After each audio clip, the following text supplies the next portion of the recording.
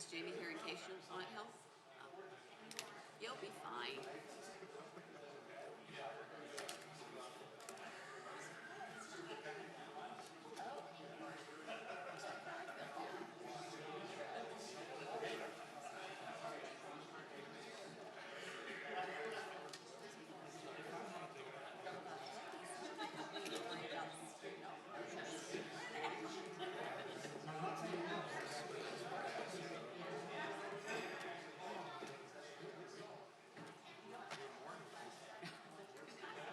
Thanks, Alice.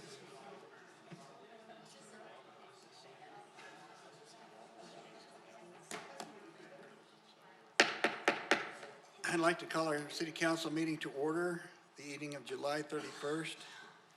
And we have our council members not in attendance right now are Dirk Burton and Zach Jacob. We will begin with the Pledge of Allegiance that will be led by Betty Naylor. Will the audience please stand to the proper salute and repeat after me? I Pledge allegiance to the flag of the United States of America and to the republic for which it stands, one nation, under God, indivisible, with liberty and justice for all. You may be seated.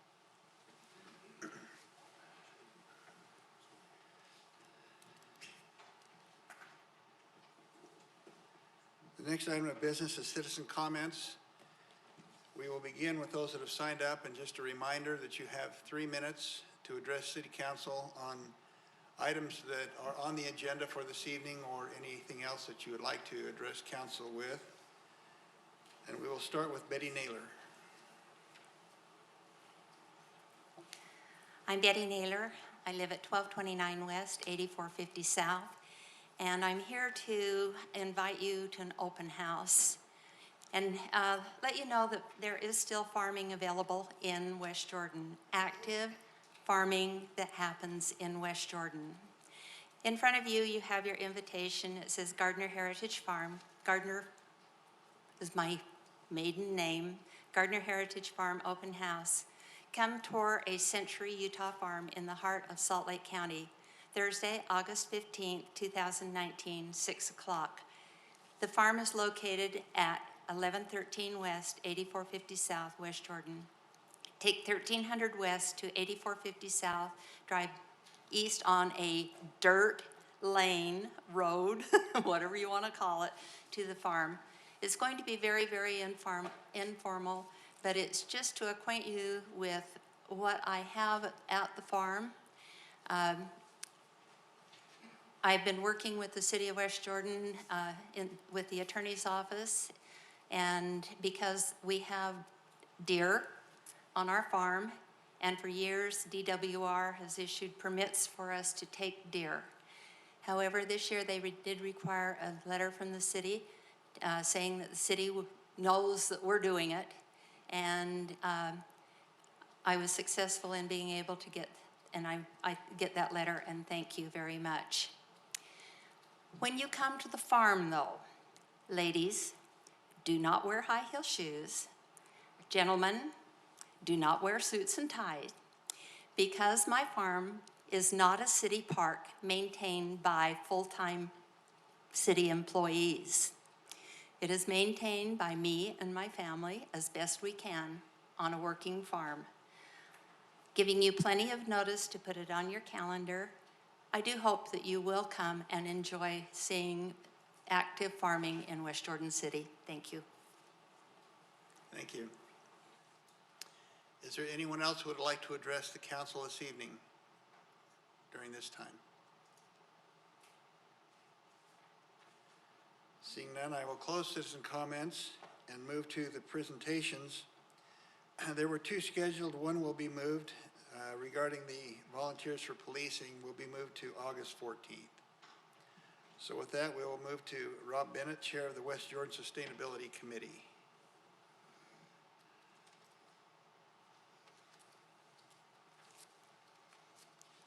Mayor, council, staff members, and members of the public that are here. I would also like to recognize with me here tonight are quite a few members of our West Jordan Sustainability Committee. If you could all just raise your hands and just say hi to everybody. We are so grateful to have so many wonderful people that the council has appointed to the Sustainability Committee this past year. We've been able to accomplish many things together, and we are looking to receive direction from the council tonight on what further areas you would like us to pursue. So with that, we'll start with our presentation. As soon as my slide comes up. What do I need to do? The arrow? Got it. Okay, so this is our 2019 annual report. Some committees I don't think are aware that there is a requirement that is specified in city code that each committee is supposed to come and stand before the city council and report on what they've been able to do for the previous year and to receive direction for the upcoming year. What the city code mandates for us on the Sustainability Committee is that we need to help identify sustainability issues for West Jordan, recommend city and public sustainability policies, provide education opportunities to the city's residents, to identify grants and funding sources that both the city and residents can take advantage of, and to act in an advisory role by the council whenever you would like to receive specific recommendations based on issues that come before you. We are happy to evaluate those, do our research, get back to you with whatever we can uncover on that, and hopefully make your lives a little bit easier. This is what we've been able to accomplish in the past year. Up in Weber State University, they hold a sustainability conference on a yearly basis. And it is a paid-for conference that you need to be able to purchase attendance tickets to be able to go to. But because our Sustainability Committee was able to get on this so soon, we were actually awarded scholarships for 4 members of our committee to be able to go and attend this and be able to bring the information back to you. So some of the things that we learned about there were climate solutions for communities. Now, by the way, all these things that are part of the council packet that you've had the opportunity to read tonight, we have some additional things, and we have some books that we were able to acquire at this conference and other things. If any of you are interested in reading more about these types of things that we're talking about, I'm happy to gift that to the council and make sure that you have the opportunity to read that at your leisure. We also need to address how sustainable really are we. We had the director of the the Transjordan landfill give us a accurate measure of how the landfill is currently progressing right now. We used to think that we'd have 20 or 30 years left in the landfill before it started to get full, and then we start to need to haul off our garbage someplace else. We're now down to 10 to 12 years before that landfill will be completely filled, and we will need to be shipping all of our waste down to Utah Lake, where it will cost twice as much for us to dump than it currently is right here in our own backyard. So we are going to have to look at cost issues as these are coming up over the next decade or so and decide how we want to help promote sustainability in waste management for West Jordan. We're also talking about developing and executing renewable energy resolutions at the local level. One of the items in your packet tonight is a sample ordinance that was provided by Jordan Water Valley Conservancy District, where you have the potential almost of doing a fill-in-the-blank form that says the things that West Jordan would like to do to help contribute towards sustainability in terms of water conservation, managing landscape opportunities that are not water stealing resources, all those kinds of things, and we also were able to attend workshop gatherings. These were very, very helpful for us, and we would love to be able to share that information in more detail that a 10-minute presentation is not going to allow us to do for tonight. So, by the way, after this is done, there's only 2 more slides after this. We would be happy to accept questions that any of the council might have for us, and if we don't have the answers, we'll find them out, we'll get them back to you. Okay, now just one example of something that's in West Jordan City Code currently. I don't know how many of you are aware of this part of the code, but we have a requirement in West Jordan that 40% of all residential ground surface area at maturity has to be plant landscaping. In other words, there has to be a minimum of 40% of all of your yard that needs to be covered with grass. That is not helpful for water conservation. It would be very nice to be able to modify that in some beneficial way that would allow for local scaping or xeriscaping for residents to be able to use other resources other than just turf, which is where the majority of our usable water is going currently. There are also other places in the city code that could probably stand to be reevaluated if we are really interested in promoting these types of local scaping options for the city and businesses to be able to use. And then finally, some recommendations for you as the city council and also for the staff. There's some water-wise education programs that companies are producing now. This one in particular was actually used in West Jordan in the years of 2006, 2007, where there was a tremendous opportunity of letting 5th grade students throughout the whole city receive a little packet of materials that they could include on their home water faucet, in the bathroom, in the kitchen, outdoor sprinkler supplies, all kinds of things that the kids could learn about for a week and then take home to mom and dad and say, Mom and Dad, what are we doing to conserve water? These programs are supported not only by us as a city if we decide we want to do this, but Jordan Valley Water Conservancy District will go in with us up to $50,000 per year and help fund this kind of program if this is something that the city decides it would like to do. Quick question on that, is that matching funds? That is matching funds as far as I've been told by Jordan Valley. It is a very simple process to be able to apply for those funds, and we can do that at the beginning of the year after you have started into the budget process again and decide if you would like to commit some funds to this resource. We would also need to decide how far we want to be able to pass water-efficient landscape ordinances that would encourage people to be able to look at their homes and think about the ways that they could go about decreasing their water usage and benefiting West Jordan so that we don't have to continually buy more and more water, which is getting more and more expensive every year and unfortunately requires the raising of water rates to much questioning among the city residents. Finally, we also have some best practices that we can provide some information to you on that has been put together by Jordan Valley Water Conservancy District that are both usable by cities, by residents, and by businesses within those cities. Ways that they can make water-efficient landscaping options be acceptable for their use in their businesses, and also for residents who would really like to find a way to save more water, but they don't know where to go to start. This is providing that information. The last item that we have is that on the city's website, there are a variety of places that the citizens can go where they can find out questions about their garbage pickup.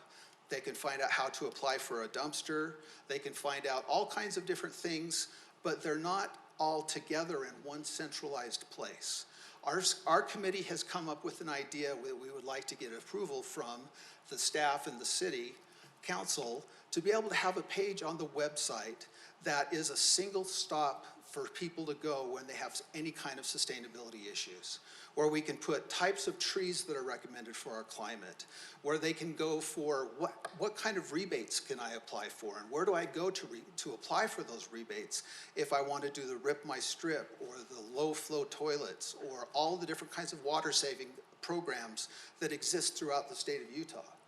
If that's something that is acceptable, we have been putting together ideas of things that we could put together on that one central web page that the city would still maintain, but we would continue to provide additional information as time goes by. And that is our presentation for the past 2019 calendar year. We would love to answer any questions you may have, and we would also love to hear if you have some direction that you would like to give this committee to move forward. We'll start with Councilmember Burton. Thank you, Mayor. My question is, you mentioned that our landfill has a limited life to it, and when it goes, it'll be a transfer station, and it's going to cost us more to do trash. So I'm correlating that with recycling. I have a lot of people say, why are we still recycling? Because so many things aren't able to go anymore. Should we just put it all in the landfill? I would like to hear your answer to that. We've actually asked that question of the people who are responsible for putting those programs together and finding out the best way to coordinate those issues. Unfortunately, the landscape of recycling has changed substantially in the past 2 to 3 years, with the one place that used to accept all of our recycling on ships that we would send our recycling materials by train to California. California would load them onto ships. Ships would then take all of our recycling materials to China, which would then convert them into usable plastics and other things. China decided 2 years ago that they're not going to do that anymore. Therefore, almost all of our recyclable materials, we have to find a way to process in the United States. And many of those that used to be a sure thing that we thought we'd be able to recycle forever, like pieces of paper and stuff that we would stick in our recycling cans, that's not allowable anymore because there's no way for the recycling stations to be able to take that out and put it to where it needs to go. There's also an issue where people are adding things to their recycling bins that as the dump truck comes and picks up those garbage cans, they have a camera that allows them to see what kind of thing is going into the back of the truck. If there is any materials such as pizza boxes that have still got cheese and stuff in them and other food-related items, other plastics that have been contaminated, if those go into the garbage truck, it invalidates pretty much the whole load, and it has to go to the landfill rather than recycling. So there are some real things that we probably ought to do to increase education in the city to allow for us to be more efficient in using the service that we are being provided by the city in terms of recycling. So with that information, should we continue our city recycling program, or should we stop it, or should we alter it, in your opinion? I'm very, very grateful that we have a city council to answer that question, because I don't feel qualified to do that. But in my opinion, I think there is still great value in finding ways to utilize recyclable materials. And as we read in the newspapers, we continue to hear of universities and professors and companies that are finding ways of converting recyclable material into sources of energy that we can use to add to electricity producing endeavors, all kinds of things. So if it were in my boat, I would say I would love to continue to see that program flourish and improve, and my committee can actually help you find some ways to increase the education opportunity. Thank you. Councilmember Whitelock. Thank you for your presentation, and thank you for your service. What have you learned? I would like to read the books that you've got. I would appreciate We would be borrowing happy those. to provide those for you. As far as, I like Localscape, Exerscape. I worry that if we go too much to the hard surface, that has everything we do, everything's cyclical, right? Right. So everything we do has an impact on something else. So I worry if we go too far to the hard surface.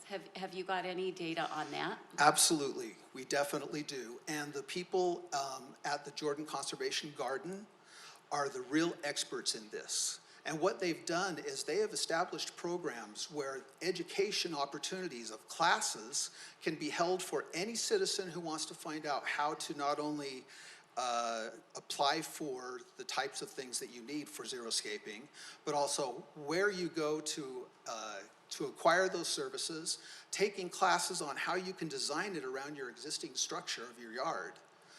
different things that you can apply in one place that's good for a certain thing, depending on if there's direct sunlight there, if there's sprinkler system irrigation that's present, how are you going to modify all that and make it all work together? They're the ones who are the experts in that area, and they have told us that this is a free class that people can just go sign up for, and they continue to receive that information until they get a certification that they know what they're doing. So that's just one opportunity. I think that we as a city could decide to do many other opportunities similar to that, that we could also help people understand that in approving xeriscaping, we are not saying we want the city to have asphalt yards or hard rock yards or whatever it is that we're afraid of, because it's not going to improve the quality of life for the city. Right. Okay, thank you.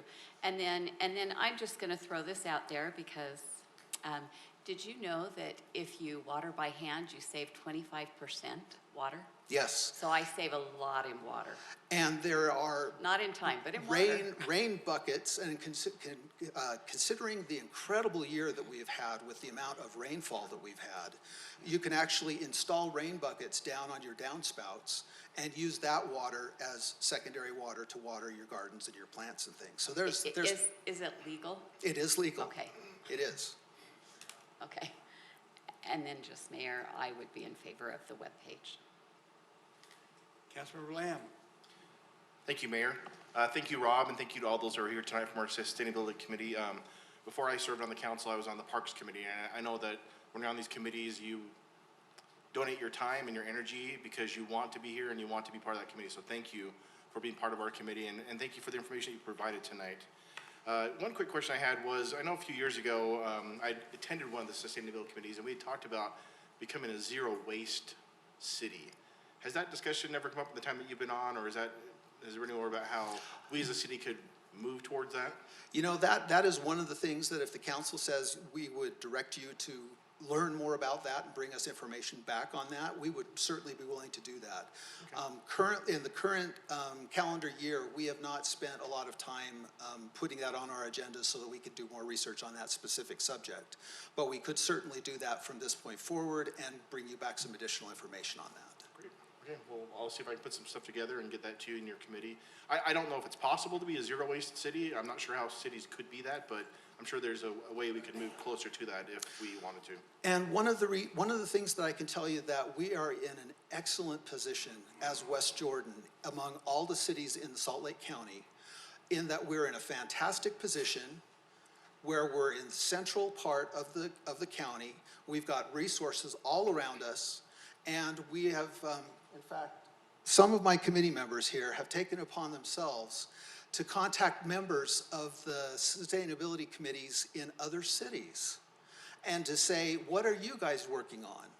And we're kind of building up a synergy among all the cities of the sorry, I don't mean to do that, of the county, and we are actually thinking of proposing that we actually form a kind of cohesive grouping of sustainability committee liaisons, where one city who finds information about one thing can share it with the other sustainability committees in the county and the cities, and everybody can benefit from it. We don't have to keep reinventing the wheel all the time.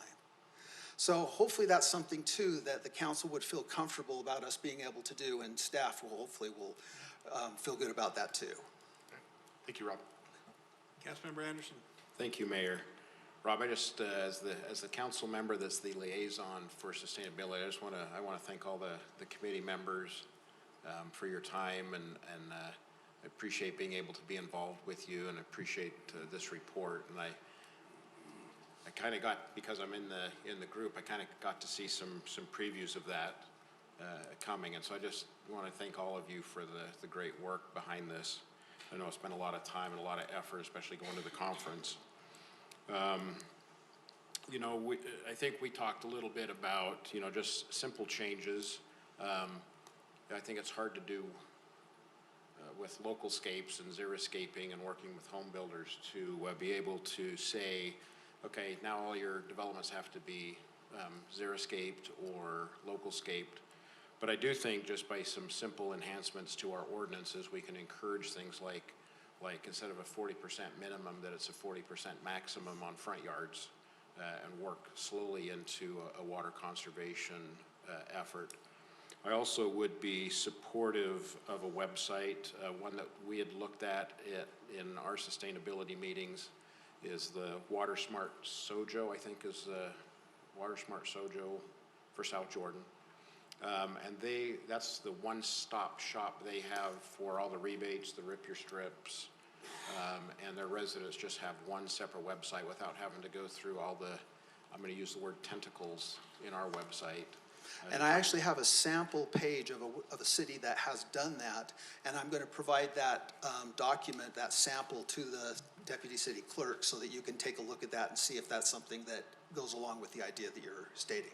Yeah, but I just think it would be, and that would be grateful, I would be grateful to have that. I just think it would be really good to be able to provide our residents an ability for those that choose to do so, to find rebates, to find solutions, to rip their strip, to do local scapes. The residents may or may not know that a West Jordan resident is actually in charge of training on local scapes, Cynthia B., and is very knowledgeable in setting up a very water-wise yard. So appreciate that. And I don't know, Corbin or David, you know, the feasibility. I'll let you guys figure out if the rest of the council's okay, if figure out some kind of a sustainability page that will help our residents find ways to save water. So that's A great idea. I wrote it down to talk to Sean tomorrow about. okay. Thank you. So again, thank you, Rob, and thank you again to all the committee members. And again, thank you, Mayor. And if I could just add one more quick point to that, one of the things that we're currently afraid of is any resident who actually was trying to decide whether or not they would like to do xeriscaping on their yard or not. If they looked at city code, technically right now, it's illegal.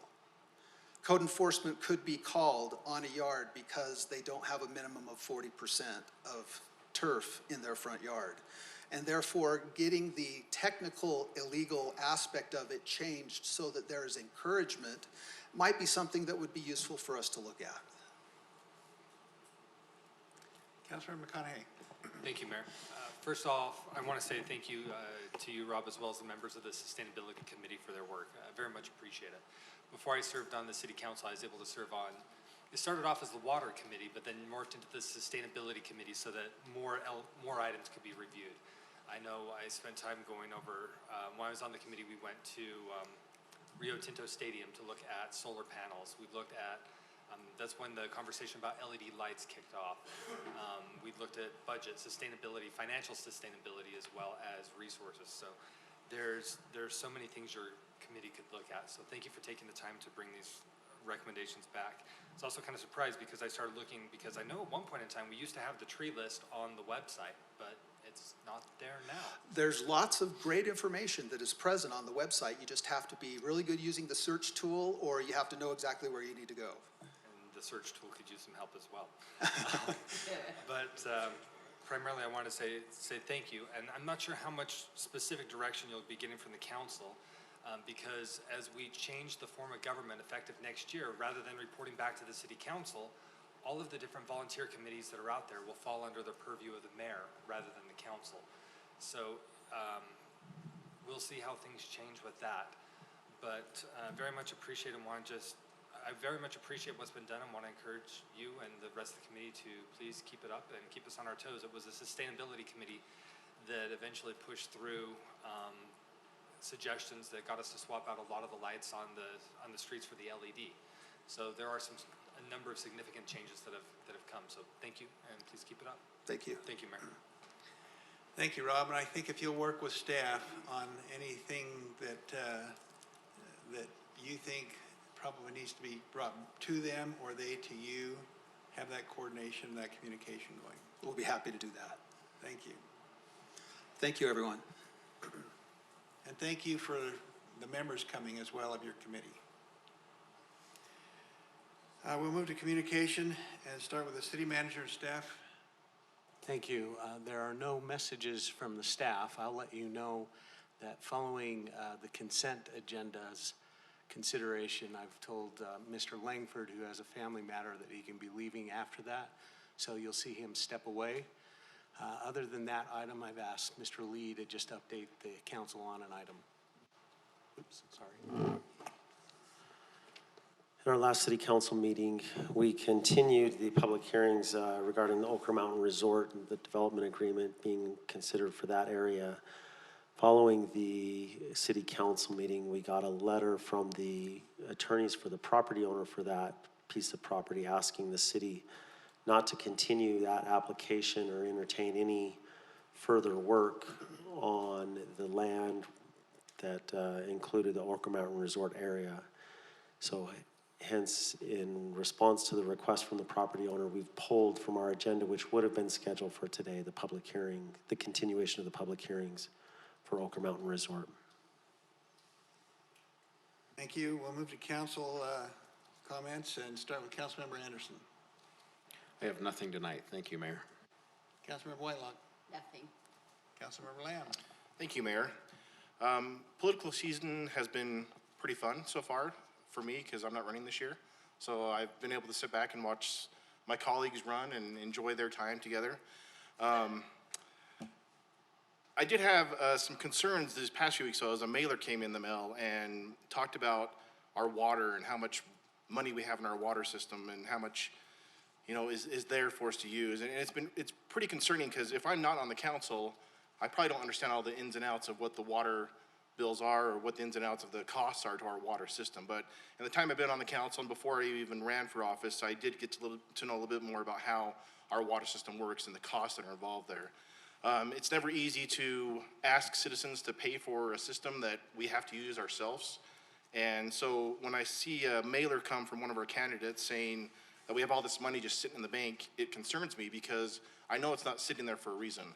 And I want to thank Councilmember Whitelock and Councilmember Anderson tonight because they did set up the time tonight for us to talk water. So I asked for those that are in the audience and those that are online watching. We're going to have a discussion about water tonight because it's important that we understand why those dollars are there, why the costs are there, and why we need this for our city.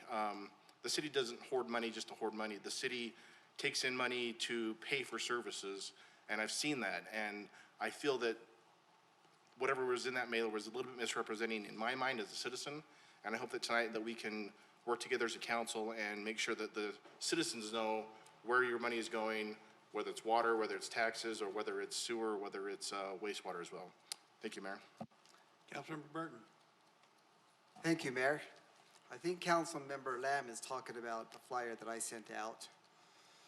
And there is some money in that as a result of our raising our rates, which I voted against, and I'd be happy to address that later during our work session to explain why I voted against it and why I think we're collecting more money than the city needs. But I will save that for the time when it's on the agenda, it's scheduled. I would also like to recognize that the mayor and I attended a groundbreaking ceremony for another Quick Quack car wash over on 90th South this past week with the West Jordan Chamber of Commerce. So we have one additional place to keep our cars clean coming on its way. Councilmember McConaughey. Thank you, Mayor. Just for the benefit of the other members of the council, the mayor and I were able to attend the Chamber West meeting that happened just a week and a half ago. Rather than rehash everything that transpired there, I sent you an email with a copy of my personal notes. Just please, I made comment inside those notes. I also made comment in my email. Those are not official minutes of the committee. That is me scrambling to type down what I understood to have heard while we were there. So it's not official, but hopefully it gives you a good feel for what transpired in the meeting and what Chamber West is working on. Thank you, Mayor. Thank you. And just kind of an interesting little tidbit that I had, I think it was last week. I went and toured the Drake Goat Farm on Redwood Road. And that's another Century Farm. I'm talking to Betty Naylor earlier tonight. There are 3 Century Farms in our city. She has one, the Drake Goat Farm is one, and then there's another one out west, the Lamitz Farm. And the Drake Goat Farm established in 1888. And as we went through there, there's at least 1 or 2 of those old buildings that looked like they were built in 1888. But anyway, it was a lot of fun. If you haven't had a chance to go through that goat farm, you ought to go out and take a little tour with them. With that, we will move to item 6A, public hearing. Receive public input and consider for approval ordinance 19-23, an ordinance amending Title I, Chapters 3, definitions section 5, 6, 7, 8, 11, and 12, and the 2019 City Code Administration, including but not limited to the duties of the mayor and council member and the organization of the executive branch departments in the new council mayor form of government effective at 12 noon on January 6, 2020. Duncan Murray. Thank you, Mayor, members of the council. So as you remember, at the end of June, we did have a 3.5-hour work session on this proposed ordinance.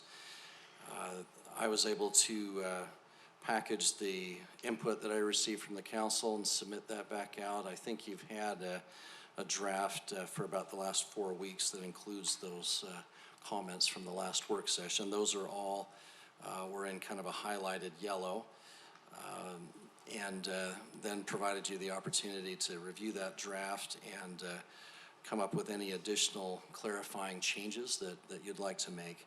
So I did receive a couple of proposed changes by Councilmember Whitelock and also a number of changes from Councilmember McConaughey.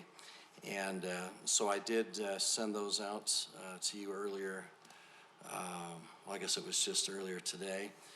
And so those comments are in a highlighted green. So I'm not sure what process you'd like to take today, but one possibility we could do is go through those additional changes that were in the highlighted green. Let's go ahead and go to council for questions of staff at this time. So we'll start with Councilmember McConaughey. Thank you, Mayor. I was just going to recommend for process, perhaps leave it at that, open up the public hearing, then after the public hearing, proceed with what the thoughts from the council. So we can do it that way as well. So if there's no more questions from council at this time for staff, we will go ahead and open up the public hearing on this item 6A and remind the public you have 3 minutes to address this. Anyone that wishes to, please come to the microphone.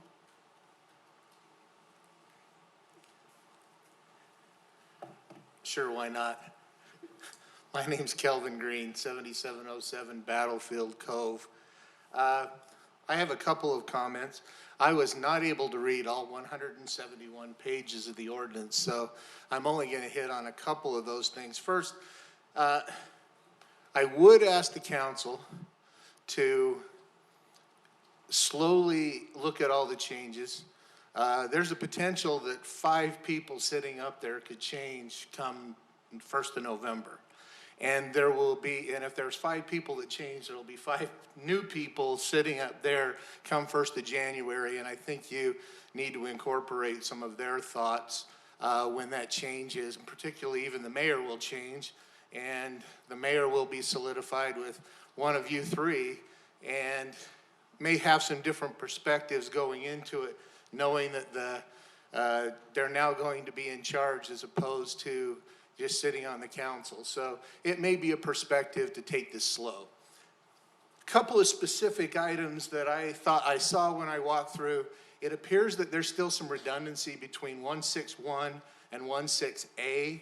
It kind of talks about districts and elections and council members, and it seems there's a couple of parts of that as I read through it quickly, it seems redundant. The other thing, a couple of the other things that I would ask you to consider is, one, when it comes to the city administrator, assistant city administrator, instead, I would ask you to remove anything that deals with contracts. Let's hire the person as an employee.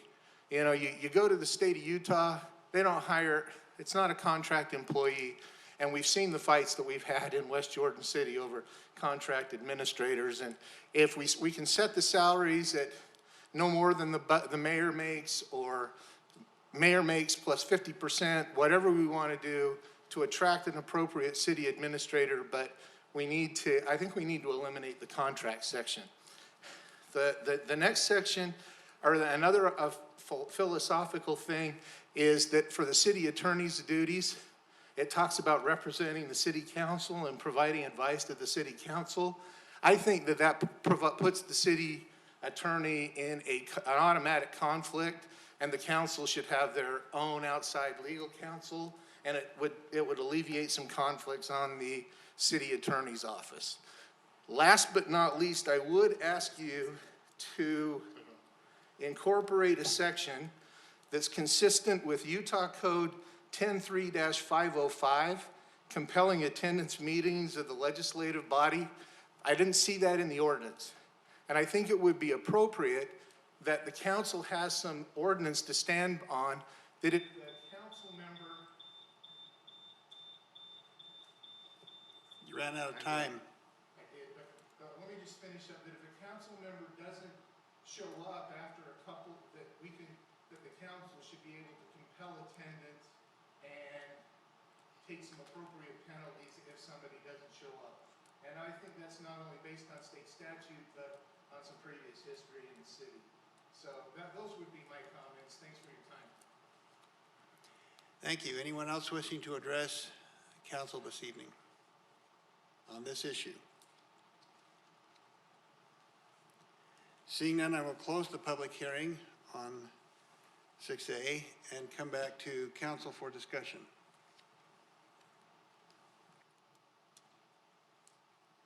Councilmember McConaughey. Thank you, Mayor. A couple items.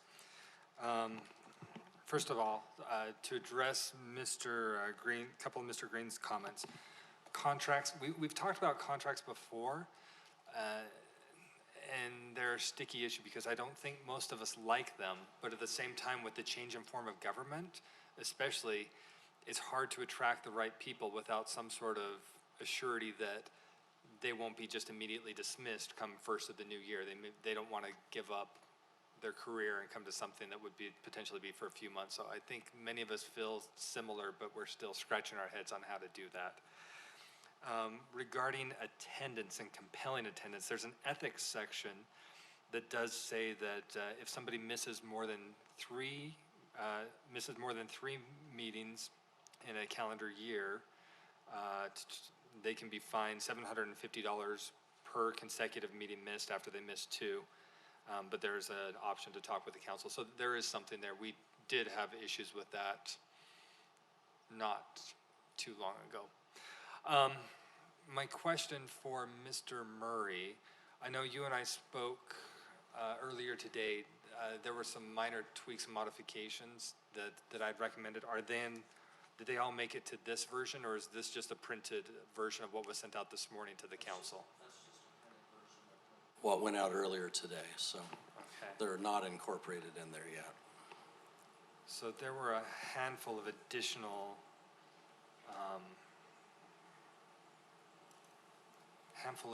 comments that I had. I think I'll just jump ahead. I know there's a couple others that would like to speak, so I'll hit on a couple of the big ones for me. The biggest is probably going to that ethics section. The first item in there, let me see if I can find it real quick.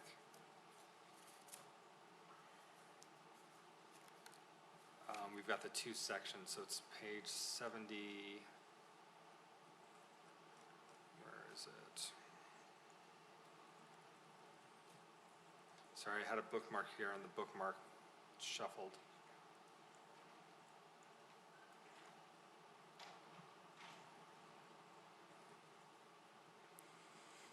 Let's look for the word disclose. Let's see if that, okay, 39 results.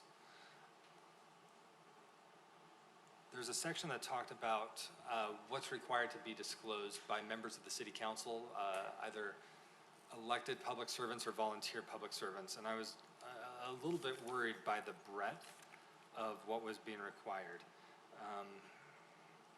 Mr. Murray, do you remember So there's the reference to that? definition of public servant in 111-2, and there's also 111-5, I think you're maybe I referring to. think it's probably 111-5, because I wasn't concerned as much about the, there's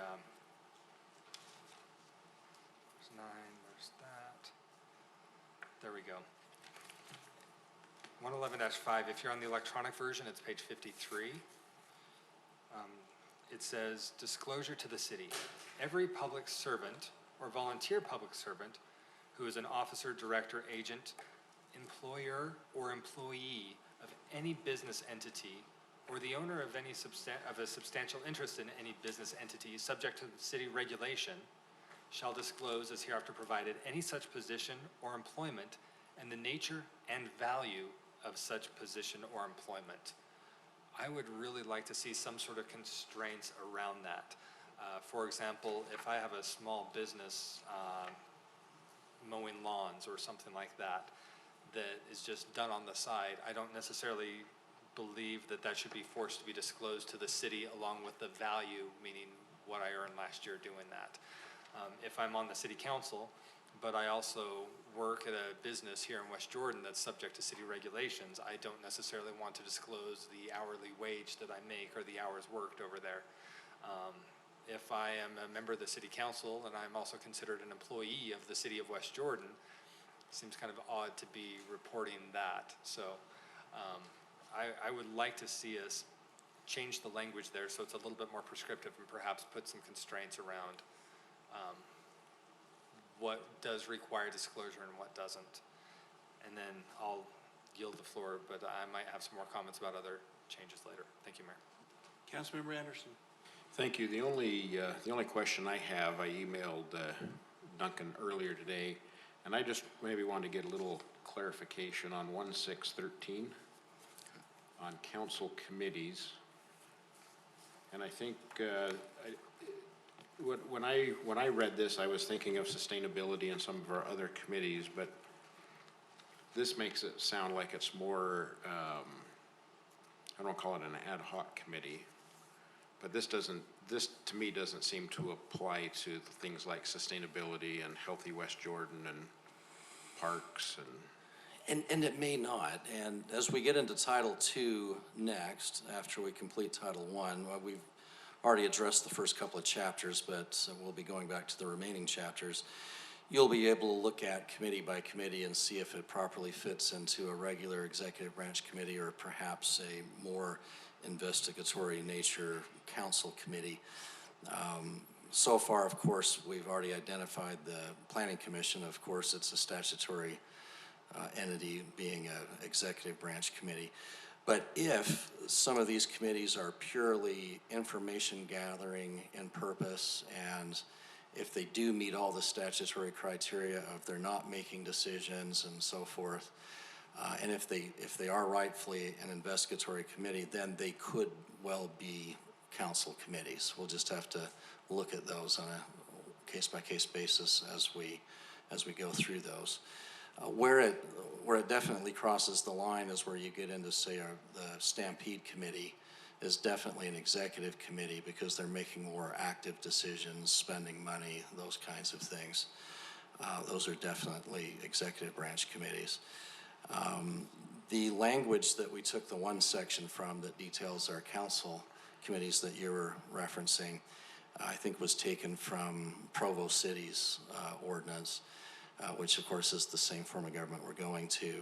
And they limited most of the ones that were truly investigatory in nature, they, for the most part, only had council members be voting members, but they did allow citizens as primarily non-voting members. So, and in a sense, you know, what you have here is they are just recommending bodies, right? Some of your committees. So, so I just wanted to make it clear, though, that the state law says that any committee that's making active decisions is an executive branch committee, but there are, like I say, if it meets the criteria to be an investigatory committee, it could still remain as a council committee. So sustainability would be executive or legislative? I think it could be a council committee. We just have to be careful to make sure it does meet all the statutory criteria the way it's currently configured. Do we reference executive committee by the title executive committee? Yes, I mean Title II is executive branch committees. Would it be better to label this maybe it's obviously the same thing, but it would be I think more comparable if maybe it was titled legislative committees, legislative branch committees or something like that? Yeah, I mean, we've called them council committees, but they could easily be called, yeah, legislative committees. Okay. Thank you, Mayor. That's all I have right now. Councilmember Whitelock. So mine is just maybe a question to ask of the body, because we got this later and we only got it today, and it sounds like Councilmember McConaughey still has a few tweaks he'd like to see. I would hope that we're not going to motion and vote on this tonight. I'd like to have it come back. So that's just my comment, because I personally have not had a chance to read what might be the clean copy to approve. So it makes me a little nervous to, not that I don't trust you, Duncan. Everything that I've hurried to scan and look that we've talked about is exactly what it is. But I'd appreciate the opportunity to just read it through before I say yes or no. Councilmember McConaughey. Thank you, Mayor. I would concur with Councilmember Whitelock. A number of the changes that were just brought in this draft, if the council hasn't had a chance to read it, these are items that I'd suggested after our last conversation that they were in my initial notes, but they were not discussed by the council when we had the workshop, and they weren't in the draft that went out, so I sent my notes over to Mr. Murray. So this may be the first time some people are seeing them. Some of those changes are somewhat substantial. For example, there's been added to the rights and duties of the council director the right to participate in staff meetings with the mayor. The mayor has the right to participate in council meetings. It seems like there should be some reciprocity there. I see what's happened in neighboring cities where they were able to cut the council out. So I thought that was important and asked for that to be put in. If everybody hasn't had a chance to read through that, I would prefer that we have a chance to look at this and maybe have it come back on consent next time. I don't anticipate many more significant changes, but there are a few like that one. The other one, as I mentioned with ethics, I wasn't sure the verbiage of that, so that's why I threw it out here. I do think that it would be good to let legal look at that and figure out what can be done, come back with a proposal. But given the gist of what was suggested, I think they could do something and bring it back, not necessarily as a business item, but on consent. One of the other ones that I noticed reading through this, and it wasn't until I had a conversation with Duncan earlier today, there's a section in here, 1-6-11, where it talks about the council office and council staff. It reads, council employees are city employees and subject to city policies. And then he added the line, council employees are city employees and subject to city policies was what was in there before. My concern was that it might not be very clear what the intent is, so the line was added, but they are supervised by the council office director and not by officers of the executive branch. Well, what I caught when I read that is, I thought that this line was stating that council members are employees of the city as well. I didn't realize that this was talking about employees of the city council are also considered city employees. So I'd also like to see another line in here that specifies that members of the city council are you can determine the appropriate legal verbiage, but members of the city council are considered employees of the city.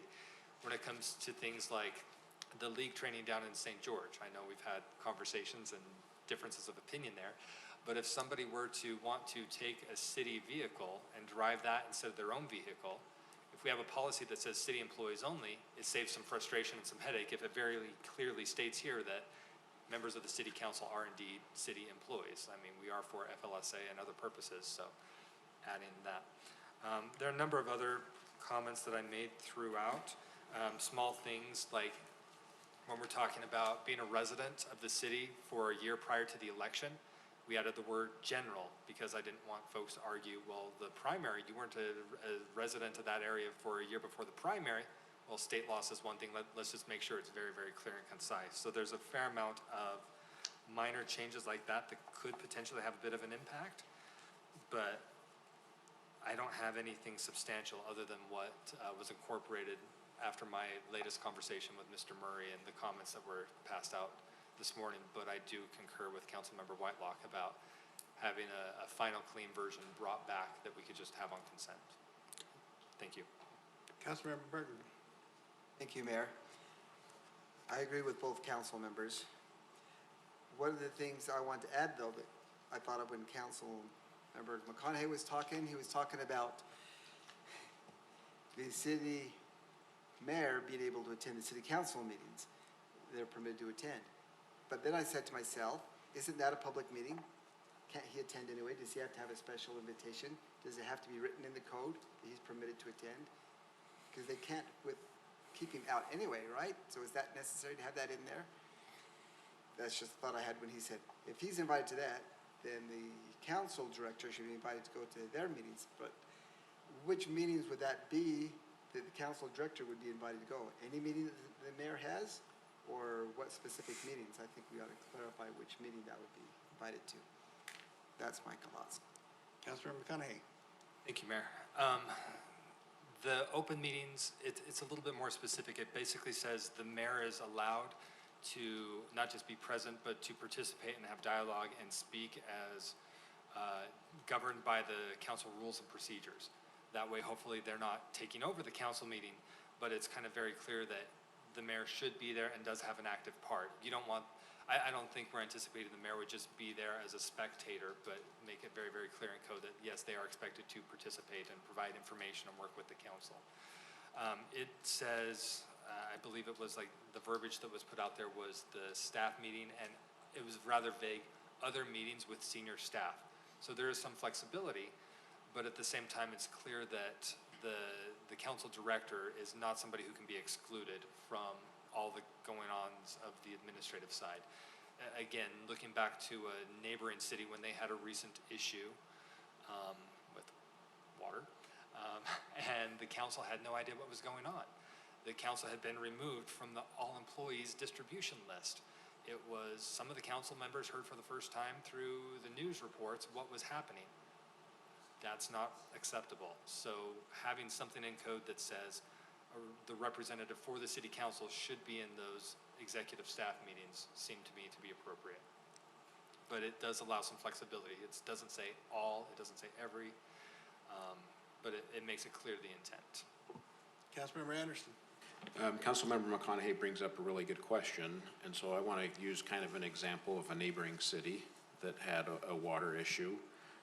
This code, does the legislative branch and the executive branch, when there's an emergency, whether that be earthquake, water, is there a code that requires them to work together so there's not lapses like this?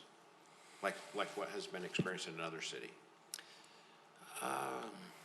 I don't know that there's any way that you could draft something that would require to the specific degree that you're talking about. I mean, there is a specific section here that references state law and does set forth the specific emergency powers that the mayor has.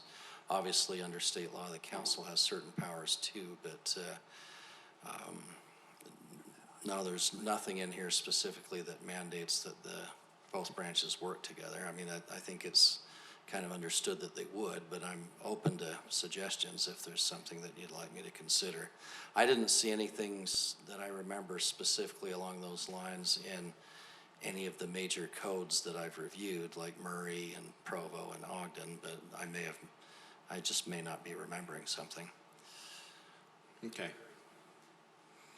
Mayor, council, we do have the benefit of a previous city attorney who experienced that firsthand. If I could ask Mr. Wall to address that experience in perhaps Sandy?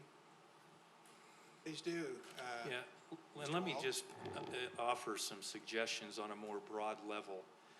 Anytime we're looking at executing city authority, that is an executive function.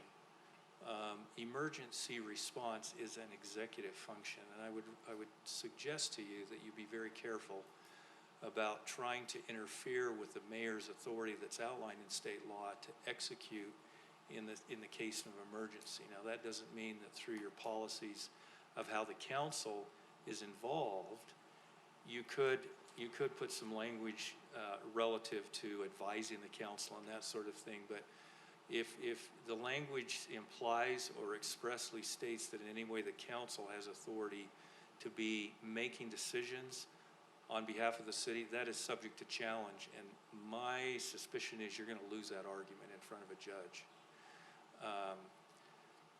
So I think if you want to address the communication issue to some extent, you can, but don't go down the path of interfering the fact that when the citizens voted, right or wrong, they chose to have one person now be in charge of executing activities on the part of the city. And I would suggest to you that what you have seen in some other cities is more a function of the mayor and the city council not staying in their lanes and not respecting each other's positions, not so much a legal problem. But that's just my perspective on it. If I could comment too, just a little bit for a second on the mayor's right to be in the meeting. Councilmember McConaughey was correct. The state law, and for good reason, expressly allows the mayor to not only be in, but actively participate, not vote, but actively participate in all open meetings of the council and closed meetings. Insofar as the city administrator goes, that's up to the city council. It's your closed meeting, and with the exception of the mayor, you can exclude anyone you want. When it comes, however, to the council executive, to require that the executive gets to be in the mayor's or the council executive to be in the mayor's executive meetings, that is contrary to the principles of separation of powers. And I think that to the extent you start to go down that path, you're setting the city up for a fight.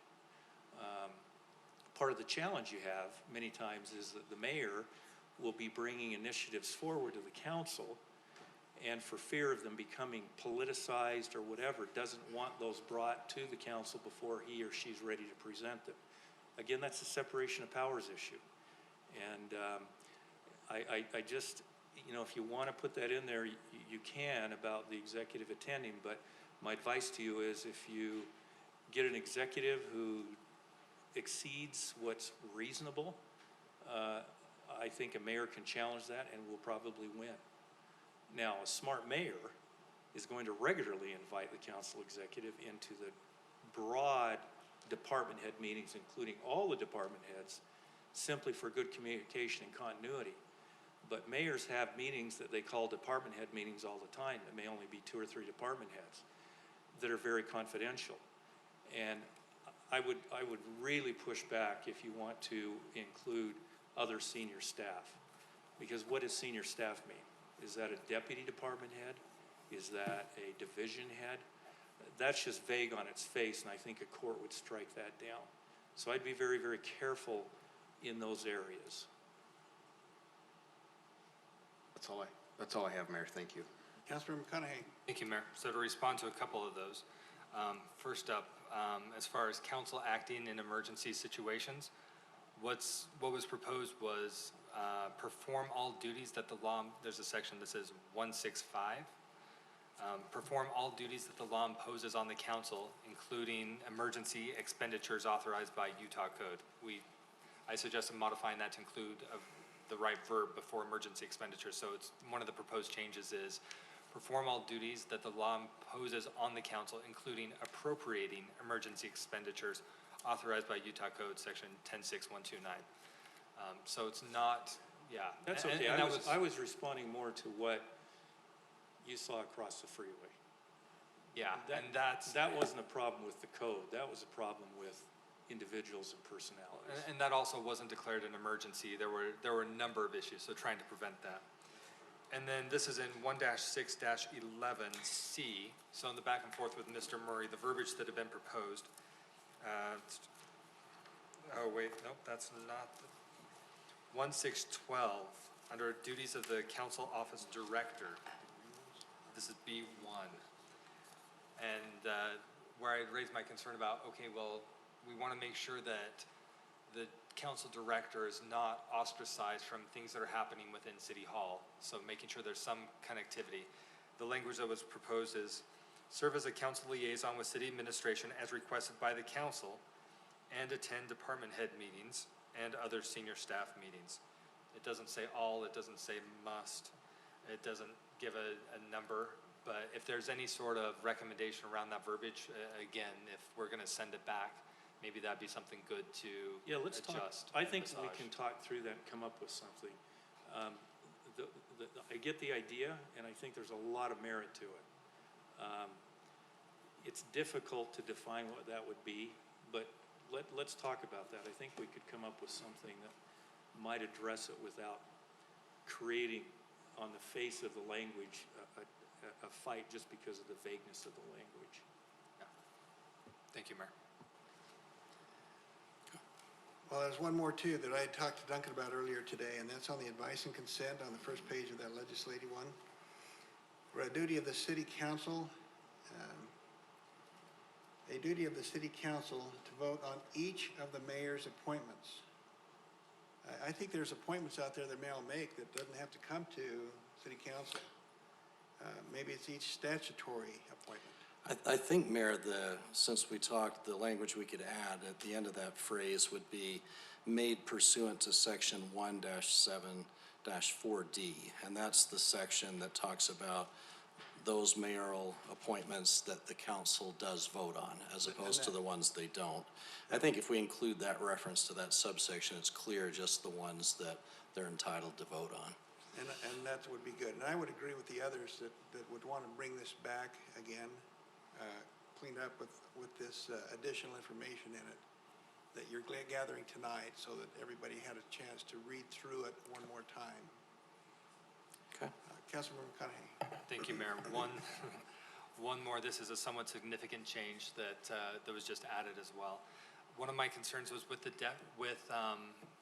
requiring council to provide advice and consent for the mayor's appointments. It didn't seem like it provided an opportunity for the council to dissent, only consent. So Mr. Murray did add to the definition of provide advice and consent means to discuss, vote on, approve, or disapprove. So we can do either one. And then the other concern that I had voiced during our workshop, but we really didn't come to a conclusion, is what happens if council doesn't provide consent? How do things go forward? Can the mayor just appoint somebody to serve as acting and they just go on in perpetuity? And it becomes an option to sort of bypass the need for consent? So now in page 104 of whatever version I'm looking at, the mayor may, let's see, duties of the mayor, 174, section E. The mayor may appoint without the council's advice and consent a qualified person for each, and this is number one, each deputy department head position, superintendent position, and other appointed at-will employee position. And here's the important change. Except that an individual may not serve in an acting or interim capacity for one of the positions listed in the subsections above for more than 6 months without a resolution provided, or without a resolution approved by the city council. So there's a little time block to say, okay, that one person, if the council said, no, you can't go ahead and appoint them deputy and say they're acting anyway. You could for 6 months, but that's as far as you can run with it. So it's probably another one worth pointing out. Thank you, Mayor. Rob Wall, you're up. Yeah, just two other comments. There are a couple of changes in here that I think were very useful, even beyond your preferences. So, you know, you're all going to have preferences, and that's great. But the one change that I think that frankly, a lot of cities miss, irrespective of the form of government, is giving the mayor the direction, or the executive in the case of this form, as to when they want the periodic reports. And I think it's good that that's being called out in here. The other comment that I would make is that just generally in code drafting, and it applies here, but it would apply to any of the sections that we've gone through or that we'll go through in the future. If you feel strongly about a section, there's a tendency at times, and the legislature sometimes does this, and the legislative research and general counsel pulls back on them. If we put in accordance with law, then what that does is it implies that everything else the mayor can do doesn't have to be in accordance with law, because theoretically it all has to be. So as we go through, not just this, but any others, if there's areas of particular interest where we want emphasis, we can address those, there's a better way to do it than that. So that you don't give somebody the impression that, well, these are the only 2 or 3 where they have to follow the law, the mayor can do everything else, whether it's illegal or not. And we'll take a look at those too, and Duncan has been looking at those as you've gone along. So as you read this one or any in the future, if you feel strongly about one, let him know, because there's a way we can write that to give particular emphasis to it also. Anyway, thank you. Are there any other questions for staff and council members tonight? And I think, do you have enough feedback now, Duncan, and you understand what we're looking for to come back again with a cleaner version and I do, with yeah, these things? absolutely. And the sooner you can do it would allow everyone the opportunity to really study through it. I'll get it right back out to you. Thank you very much. Thank you. We'll now move to item 7, consent items. I have not been asked to pull any consent items tonight, so we'll entertain a motion. Councilmember Anderson. I'll move to approve all the consent items as listed. Councilmember Burton. I'll second. We have a motion by Councilmember Anderson, a second by Councilmember Burton. Discussion to the motion, Councilmember McConaughey. Thank you, Mayor. Sorry, Brock. He already walked out, though. With regard to, what is it? 7F, this is the one for alcohol bonds and requirements. I'm okay supporting this, but the language was a little bit concerning on part of this because it reads, will charge an amount consistent with Utah State Code and is stated on the City of West Jordan Consolidated Schedule of Fees and Service Charges, or the fee schedule. This next line is a line I wasn't so sure of. It says, the posting of the bond amount on the fee schedule is for convenience and tracking purposes only and shall not be interpreted to be a fee or service charge. Fees and service charges by the city are monies collected to pay for the cost of a city's service. Those 2 sentences just kind of struck me as a little bit odd. I mean, legal has reviewed this and signed off on it, so I'm okay supporting the passage of this, but that just seemed a little bit of an odd place to put it in 4-2A-15-A. It seemed like that would be something more appropriate to place on the actual fee schedule itself with a little asterisk, and then those fees that are for convenience only and maybe different might better be served if they had that disclaimer on the fee schedule rather than here in code. So like I said, I'm not in opposition to the motion, but that verbiage seemed a little bit odd. So, Are you asking for a little clarification from? No, I'm not asking for clarification. I'm just suggesting that we may want to add some verbiage to that says that on the actual fee schedule where somebody's looking at the fee schedule rather than have it hidden in in an ordinance that's not presented with everything else in our code right there. So, thank you, Mayor. Okay, so you've got that. Yeah, I think that's a good idea to show it right on the fee schedule itself, and we can do that when it's published. Okay, very good. Thank you. Then let's vote. Councilmember Anderson, Yes. Mayor Riding, Yes. Councilmember Lamb, Yes. Councilmember Burton, Aye. Councilmember Whitelock, Yes. Councilmember McConaughey. Aye. Vote passes 6 in favor. We'll now move to item 9, workshop, and it's council discussion. Mayor, I'm sorry. Oh, sorry. Now that I've interrupted, can I interrupt? Sure. I apologize for the way I phrased that. When you asked me what about that, I said, yeah, that's a good idea. Well, that's not, I shouldn't be judging whether your ideas are good or not. We'll do that. Go ahead, Chris. Just for the record, if you want to follow up any statement I make with, that's a good idea, you're more than welcome to do so. That's a good idea. Okay, workshop 9, the council discussion, waterfront reserves and long-term planning. No action will be taken tonight.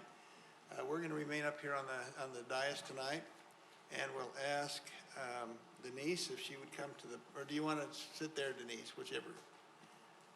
So we'll turn the time over to you for this. Mayor, may I ask, this is Councilmember Anderson over here.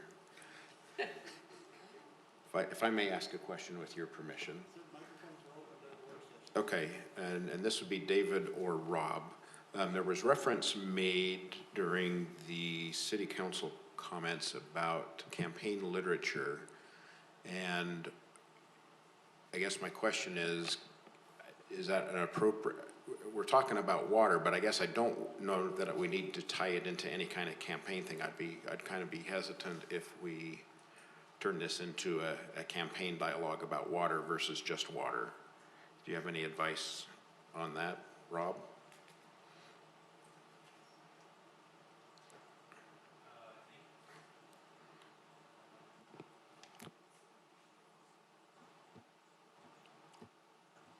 Is that it? Oh, there we go. Sorry. Yeah, I wouldn't make it about the campaign, but there is some clarification that the council members asked to be made, and the finance director is prepared to address those questions. The source may or may not have been from campaign literature, whether it was or not. It's still appropriate to talk about the water rates and review them for educational purposes, but I think you've said like what needs to be said about why it's here, and now go ahead and have the discussion.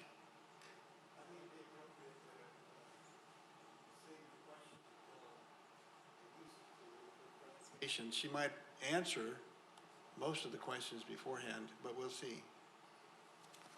So Denise, would you, let's go ahead and have you come up, make your presentation, then we can open it up to council members for questions.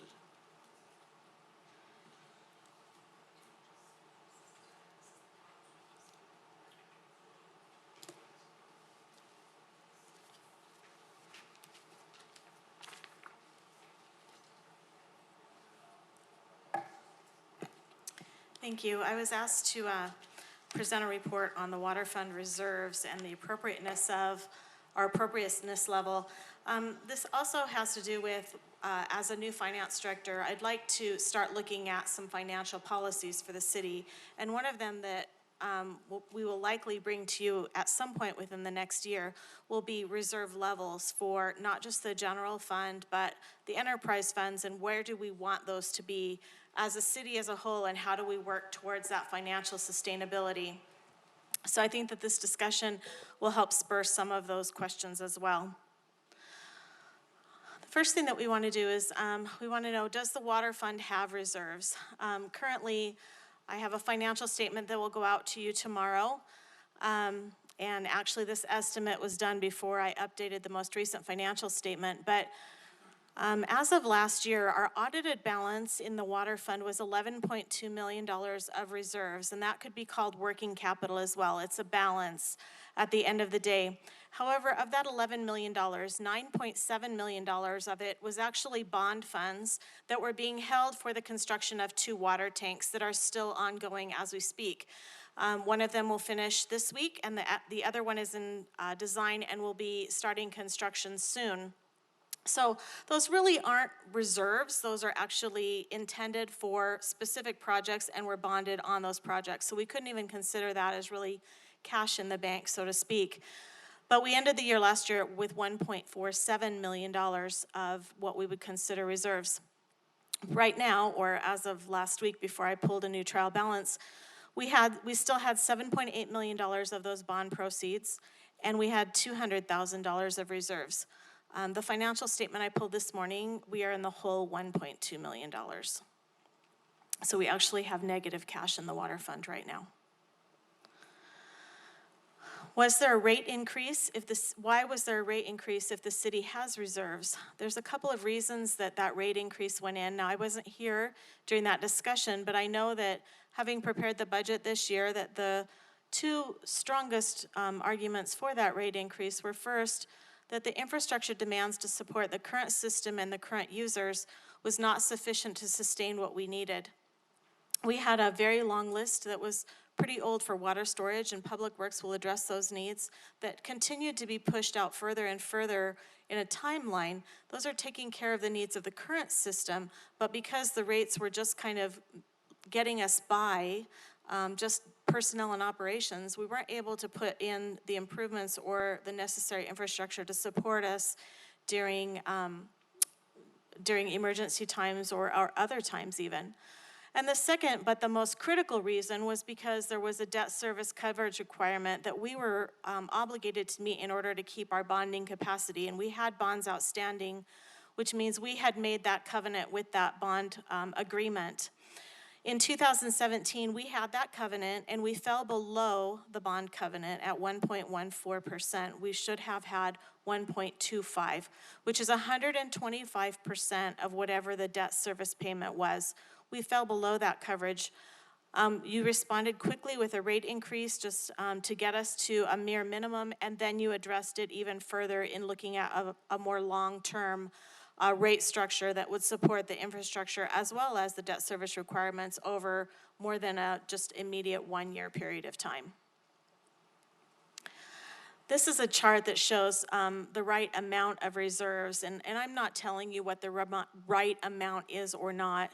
However, the GFOA is the Government Finance Officers Association, has put out an advisory to municipalities, counties, and states about what a working capital, that's what the term they use for reserves, should be for enterprise funds.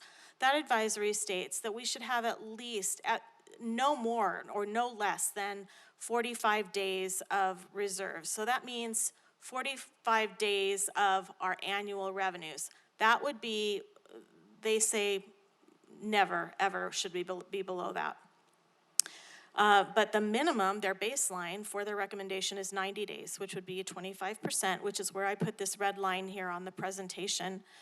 And that the target should really be 50%, which would be half a year's annual revenues, just sitting and waiting and making sure that you have funds to pull if you have a break in a transmission line or a storage tank that we have an earthquake for some reason, we need to respond quickly. It takes us about 90 days to bond, and we wouldn't be able to respond if we didn't have the cash to do so.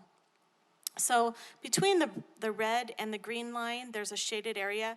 We should be right in there somewhere. The blue line is where we actually are, and that first year where you see actual, that's actually artificial because we're holding all that bond money there. So really that should come down to 1,000,007, but I wanted to show you what we actually had. But you can see that we're well below what the required target would be if we were to follow the advisory given by the Government Finance Officers Association. That advisory can be found on the GFOA's website, and I put the website address here. We'll post this presentation following tonight on the website, so if our residents want to go and read that advisory, they are welcome to do so, or if you want to do so. I think I put a link on the memo that I provided to you this week as well. I'm going to just go over a couple items on that advisory. The GFOA recommends that under no circumstances, and I kind of underlined that because that's pretty strong language for them, should the target for working capital be less than 45 days worth of annual operating expenses and other working capital needs of the enterprise fund. A target of 45 days would be the appropriate for those enterprise funds with the least amount of cushion or buffer. I don't know that that's really where we want to be, at the least amount of cushion or buffer. That tends to be a city that's built out, that might have newer infrastructure, that doesn't have any needs on its 5-year or longer term plan. And then they go further in the advisory and they say, government should start, so the beginning, lowest, with a baseline of 90 days worth of working capital, and then adjust the target based on the particular characteristics of the enterprise fund in question. So that's where I kind of said, my target where in the cities where I've served previously is 50%. They'd like to stay right at that 50% mark. Why do we need reserves? This chart kind of tells you a little bit about what our capital needs are in excess of just paying for the people that work the water system and paying for just the basic operations and actually the water. We have a storage and transmission need of 9 tanks. That's for our current system. That's not for new development or those kinds of things. That's for the system that we have in place right now. And we have 28 million gallons of storage requirements, which we would take up in those 9 tanks. Over 5 years, we have a plan to build those 9 tanks, and we have a plan to bond for some of those 9 tanks. But the demand is $43.7 million. And if you took that average kind of one tank a year, it would be about $8.7 million a year. Or I'm sorry, more than one tank a year, almost two. System maintenance, this would be water line replacements, PRV replacement, booster pumps, those kinds of things. We have $10.5 million on the 5-year demand. So you can kind of look at well rehabilitations, SCADA upgrades, developer reimbursements. That would be developer reimbursements that we are already entered into, and master plan updates. So we have $60.5 million of capital demands on our current system, which would be about $12 million a year.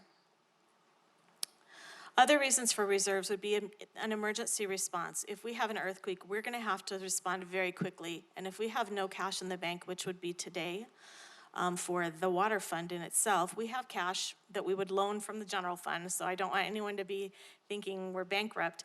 But in the water fund alone, if we were to say, if the water fund, we were just a water company, we would not be in a good position right now, even with the rate increase that we've implemented. And it would also be to preserve our credit rating so that we can maintain a lower credit so that when we have to bond for the tanks that we just spoke about, that we can maintain a lower than 5% interest rate. But if our credit rating, if they see we have no reserves whatsoever, our credit rating will end up paying for that.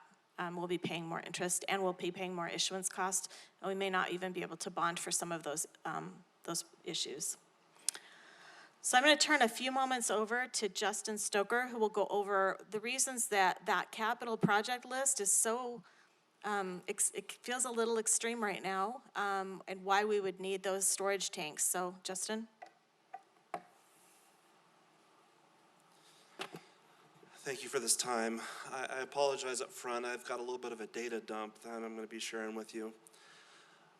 In 2018, so last year, the state legislature added to the state code Title 19, Chapter 4. And Title 19, Chapter 4 really has two main pushes behind it. The first one is it requires all water providers to collect a whole bunch of data and give an annual report to the State Division of Drinking Water. And this report includes information on the peak daily water use, the annual water use, how much storage that water provider has. And they're doing it for the second reason, is for the Division of Drinking Water to change Administrative Rule 309.510, which specifies a minimum size of storage within that water service provider. And so we did in preparation for this discussion, I did a little bit of research. I reached out to a number of different agencies to find out how much water storage that they have and how much water they're using. I reached out to Taylorsville-Bennion Improvement District, Salt Lake City, the Kearns Improvement District, and Granger-Hunter Improvement District. Those are going to be the larger water providers. The Taylorsville-Bennion Improvement District, they use approximately 29 million gallons in their peak day. And they have 55 million gallons of storage. So they have approximately 2 days worth of storage. Salt Lake City, they use 177 million gallons per day, and Salt Lake City provides water to much of the east side of the valley. So they use 177 million gallons, and they have storage for 178 and a half. And so they are right at 1 day, and that's not by accident. And then West Jordan, and I reached out to Kearns Improvement District, and they said that they're approximately 1 day, and that was about as much information they were going to give me. And Granger-Hunter Improvement District said that they had a deficiency of 12 million gallons of storage in their system. Here in West Jordan, in 2017, our water use was about 67 million gallons per day in our peak during the summer. Last year, our peak use was about 54 million gallons per day. Currently, our storage is 37 and a half. And next Monday, we'll open up 4 more million gallons, so it'll push us up to 41 and a half. But we are operating well below 1 day worth of water storage in our system. This is a real problem for a couple of reasons. And I want to just kind of illustrate two different examples that have happened within the last 2 years that have been pretty serious to us. About 2 years ago, we had a contractor who was drilling some fiber optic cables for a fiber company through the city and drilled a hole through the 102nd South supply line for Jordan Valley Water. That supply line is an 8-foot diameter pipe that provides much of the water to the southwest part of the city. That pipe was offline for about a day. We were able to reroute some water from our Jordan Valley Aqueduct connection near the airport to take care of our needs there. But Daybreak was under a water alert, and we were going to be under a water alert if it pushed us any more than about 24 hours of downtime. Last November, Jordan All Valley... right, Justin, what does a water alert mean? What does that mean to the resident? That means we're at a real risk for water rationing. And the first step of water rationing is no outside irrigation. And so we try not to scare the public. We don't let them know if it's any. There's a lot of little tiny breaks and stuff that happen in the city. We don't want to scare the residents with that. The incident that happened 2 years ago, there was a press release that went out between West Jordan and South Jordan with regards to that 102nd South supply line. It was mostly driven by South Jordan. It affected them more than us. But it was a real serious problem if it extended more than about 24 hours. Last November, Jordan Valley Water Conservancy District had to make changes to their Jordan Valley Aqueduct. And their line was, they had to take the Jordan Valley Aqueduct offline for a period of time. And they did it in November when we weren't using a lot of water. But it pushed us right to the limits of how much we were able to store in our reservoirs and be able to deliver our residents before we ran out of water. This coming year, Jordan Valley Water, in connection with UDOT, is going to be realigning the aqueduct as part of the 62nd South Bangerter interchange.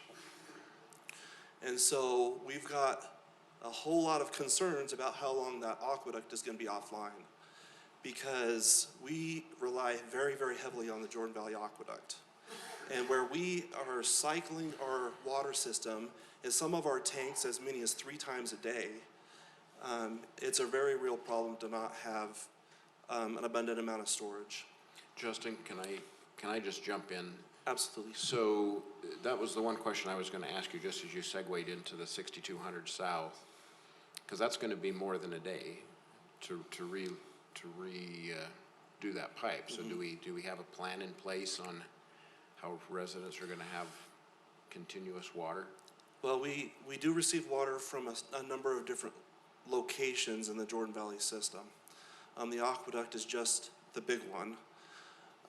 We do receive water from the 102nd South supply line, and we receive water from 32nd West.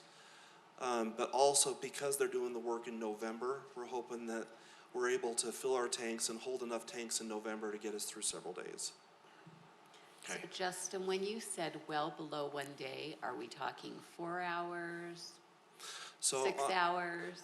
So our reservoirs, by state law, have to have a certain amount of water in them for fire protection all the time. And so we're not allowed to drop below a certain limit to be able to provide water to fire hydrants. With that storage kind of taken out of the mix, we have about 12 to 14 hours worth of water. Thank you. And some reservoirs and some tanks are much less.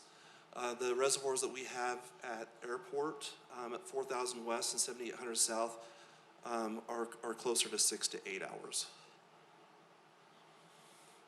So, can I ask you one more question? Is there a way, just for ease of communicating this to our residents, that some of these numbers can be added to this PowerPoint before it's uploaded to the web? Because I think what you're saying is very valuable, but it's a lot of words and it's a lot of paragraphs. Exactly. And it's a lot of listening to audio and not seeing a picture. well, I want to go back to one of the slides that Denise showed, and it kind of ties into this right here. The 9 tanks at 28 million gallons. So we've received a draft report from the Division of Drinking Water on what they are looking at for the new rules in 309.510. And they are suggesting that they're going to require of all water providers a 1-day minimum of water storage. And so what this 9 tanks at 28 million gallons does is it gets us to that 1 day of storage based upon what our water use was in 2017. And so we've noticed that with the raise in water rates, water use has become smarter. Our water use has gone down, and part of that is a wet spring. But we're hoping that with that, we can get above that 1 day minimum. And it provides a number of other benefits to the city. One of the huge factors that's considered in our water rates from Jordan Valley Water when they charge us for wholesale water is a peaking factor. And that peaking factor is how much water is West Jordan using compared to all of the other users on the system during the worst day of the year. And then they look at the worst hour of the year. So there's your normal rate that they charge based upon, your normal annual, and then they've gone through and they've calculated the cost associated with providing water to that peak day and to that peak hour. And the more storage we can add to our system, the more that brings that peaking factor out of play when it comes to our water rates. There are some tables and charts that Jordan Valley Water Conservancy District gave me back at their annual meeting, but it's in the order of millions of dollars. And so there's potentially millions of dollars in savings if we can regulate that peak a little bit better. And that can be done through water storage.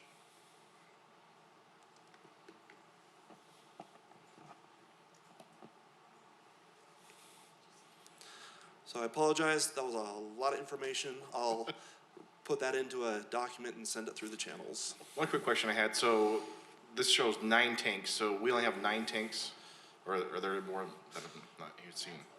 That's what we need. So we need 9 more tanks? So one of those 9 is scheduled to open on Monday. So And how many of those 9 are scheduled to be constructed right now, after that? So the one of 9 opens on Monday. There's a second one that has been designed and is just waiting for some property issues to be resolved. That will be built out near Mountain View Corridor. So that one is in the works, and that's from the 2017 bond that was authorized. And then we've got 7 more tanks that will need to be funded sometime in the future. So right now, let's take the one away, so we're short 8 tanks without adding any more homes. I'm sorry, say that again? So we're short 8, the one's gonna open, so there'll be 8 more tanks. So we need 8 more tanks just to cover the homes that we have here without adding more homes.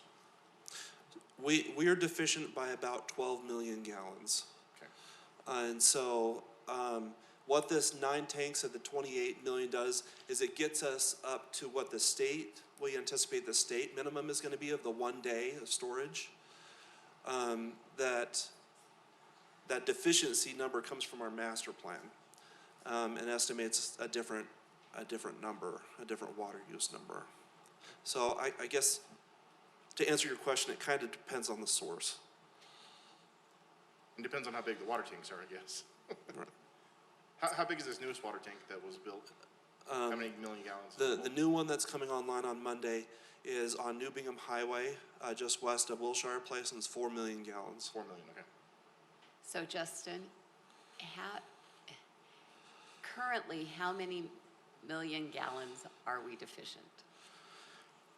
If it's based upon what To have a 1 day supply? to have a 1 day supply,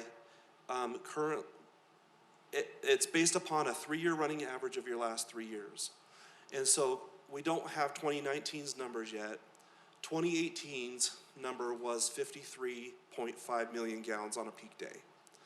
2017's peak was about 68 million gallons.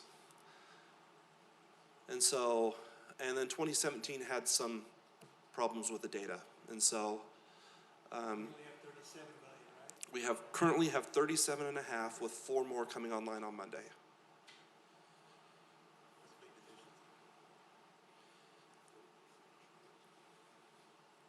Justin, I have a couple of questions, if I may, from the paper, and maybe Denise would be the better one for this.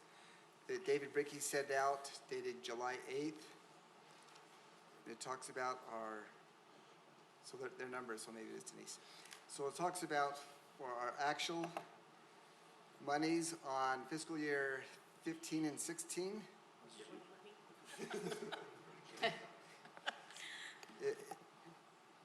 So the 15-16, that was before the 10% increase, is that correct? Was that also before the 17% increase? I don't have, I'm having a hard time keeping track of the history before I got here, sorry. I'm trying to stay ahead, but haven't looked back yet, to be candid. Okay. Well, my memory is that was prior to the 17% increase. So as we look at that, it says our debt ratio coverage at that time was 2.44. And then in the actual for 16-17, it shows that it dropped down to 1.14. But as I recall, that was the year that we had the 17% increase. And then if we look at the actual year for 17-18, we jumped up to a debt ratio of 2.19. So our net service available for debt service was 4.3 million, yet our debt service also jumped up because we had the bond that we're paying for these tanks with, which was about 2 million. So we're over double, which is why we have a 2.19. And as I look at that, that's what I'm saying in my mind, I think we were in much better shape because we passed 1.25. We got above that level, which was our minimum. In fact, we expanded that well. Then if we look at the actual for 18-19, where the other rate increase went in there with the 10%, it shows that we had a net revenue available for the debt service of almost $6 million. So that's the additional $6 million above and beyond our operating costs that we can use to put in our reserves that we use to pay our debt service with. Correct. And do that. They would, all operations in that calculation are only personnel and basic operations and the source of water. So in essence, no capital is in that number whatsoever. Right. So no capital is in maintenance, there. no capital, no improvements. That's right, but the debt service is not in there, but it's underneath, and the debt service is what goes to pay for the tanks at least. because Right, that and is- neither does the debt service. But the debt service only covers the tanks. We only bond for tanks. We do not bond for any of the other infrastructure demands that we have. So you are correct. But the other new infrastructures we get in, we use impact fees for the new infrastructure, is that correct? So Correct. that wouldn't come out of that anyway, because. Some of them, it depends on the Right. impact of the growth, If but it's yes, for the new a growth or portion for of it. existing growth. Right. So as I look at that, that tells me that the rate increase we did prior to our 33% already put us way above our 1.25. In fact, on our fiscal year 18-19, it's got almost 3 because it's 2.99. So I see that as extremely healthy, and that's prior to that 33% coming in there. And again, though, that's before you put any of the capital demands in there. That's right, and it's also before our debt service. And before the debt service payment, correct? Yes. Yes. Thank So you. we'll go over that here in just a moment as well. Okay. So what is our financial plan? This is kind of looking forward. So the budget that you adopted for 2020, the current fiscal year, we have water sales and revenue and impact fees, which the impact fees are tough for me to target because I don't know what development is kind of in the works and how that development impacts the capital plan. And so we really rely on the capital projects group to do that. And so Dave Murphy graciously puts that number in for me. For those impact fees. And then bond proceeds those would be what we need to bond for the tanks that are on the projects. And when I talked to Justin about that, I'm like, why am I bonding 2 years ahead? And he said, you have to because it takes us 2 years to build the tanks. So just kind of an FYI that it does take about 2 years to get them designed and built. And that has to do a lot with the demand and the limited contractors that build water storage tanks. But the first year for 2020, you have $35.9 million of revenue. And then you have operating expense, so that basic personnel and operations and water, just the purchase of water at $20.6 million. And then you've approved $12.5 million of capital, and that would be those storage tanks that we talked about, some water line improvements, well rehab. They're all in your budget in that pull-out sheet for the water fund. They're also online for our residents to look at as well. And then the debt that we currently have, which is $1.19 million. So you'll see that the difference between those two numbers, we are adding to reserves $835,000 in that 1 year. But those reserves need to be building up because we have a strong demand in 2021 through 2020 and 2022. And so you'll see what happens in those next years. You can see that bottom line that I have in red. We're actually using reserves. We're using $2.5 million of reserves. A lot of that has to do with the capital infrastructure or other demands that we might have or that we haven't bonded that year for anything. And then the next year we are dipping into reserves again, $3.1 million. And then the next year we're building up, and then we dip again. That's just the natural nature of a utility overall. You start saving, you put it into the system, and it dips it back down, and then you've got to save again to get that project done. You can't really use just everyday 1 year funds to get something done because it typically isn't enough for one project at all. This is the financial plan just in graph format, so you can see revenue to expense, and when you see expense over the blue line, so green over blue, that area, that's right where you're using those reserves, and it's important for us to have those reserves in place to use them. Denise, can you go back one slide? I'd be happy to. One more, yeah. So does this financial plan take into account 9 tanks of $28 million, or 28 million gallons? Yes. Okay. Yes, and it also, now this is not in line with the Raftella study, so I'm just gonna put that right out there. It is not that I disagree with the study or that I have gotten into it in depth. I have not had time to do that yet, to be candid. I did a quick calculation based on a 2% increase in the water rates per year. So I took 2% and just said, what do I need to sustain myself to get through the 5-year period? I know Raftellus looked at a longer period of time. I was looking at, in this window, how can I make sure that we're gonna be okay? And so that's what I put in there. Okay, and then I don't know if Dave Murphy or you can help me understand why the estimate for year 1 for impact fees is only $82,000 and all the other ones are in the millions. Likely because we don't have a project that we believe will come online during that time. So he kind of looks ahead and says, well, if this area is going to develop in this space, then we're going to bring in those impact fees, and then this infrastructure would be required for those impact fees. So if we could strip that all out and just say, we're not going to say we have any impact fees, and we need no infrastructure to support any of that, and we're just going to go with our basic model of what we have right now, which would be beneficial. So the 4 million in 2022 could be zero? Yeah. Okay. Yeah. Okay, so historically, have we had any other years where it's only been 82,000? Are we, I mean, that's an estimate, but Yeah. okay. Yeah, we've had some low years where development just kind of stalls for a little while. But I kind of doubt it. I think that we'll probably get more, but then it will also require infrastructure demands there or a developer reimbursement. So there's usually a quid pro quo there. There's, we're going to give you impact fees and we require something in return. Okay, thank you. Mayor, could I just throw another comment in to add to what Denise said? If you go back to 2008 to 2011, in most cities, and I suspect it was the case here, development essentially stopped. And there were a lot of cities that collected next to nothing during those years, depending on the specific type of impact fee. So there is historical data. We don't have it here, but you could, if you wanted to take the time, you could generate it. And you'd see a pretty bleak picture during those recession Agreed, years. completely. Yeah, everything kind of stalled. This is, Councilman Burton, this is exactly what we were just talking about. Now, I didn't go historically just so that we could see the slide, because when I go broad, it gets to like font 8. But we went forward. So with the 2020 budget, our debt service requirement is $1.9 million. That's that top line.